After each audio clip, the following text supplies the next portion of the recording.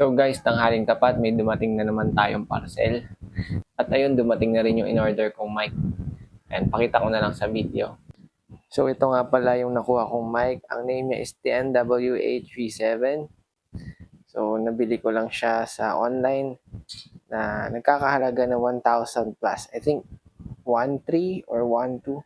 Mura na siya. Since ang hirap naman na gumastos ako agad sa pamahaling mic. Tapos masisira ko lang, di ba? So, ayan, may dalawa siyang mic. Compatible siya sa iPhone at Android.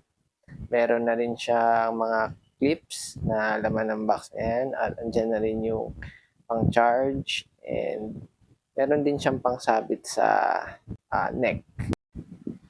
So guys, ngayon magma-mic test tayo dito muna sa malapit sa camera. Game.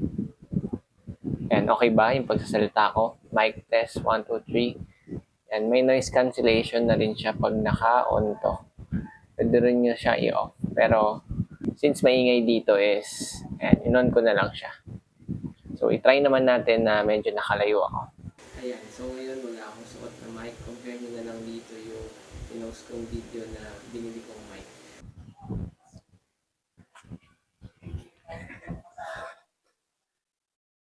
Mic test, 1, 2, 3. Mic test, 1, 2, 3.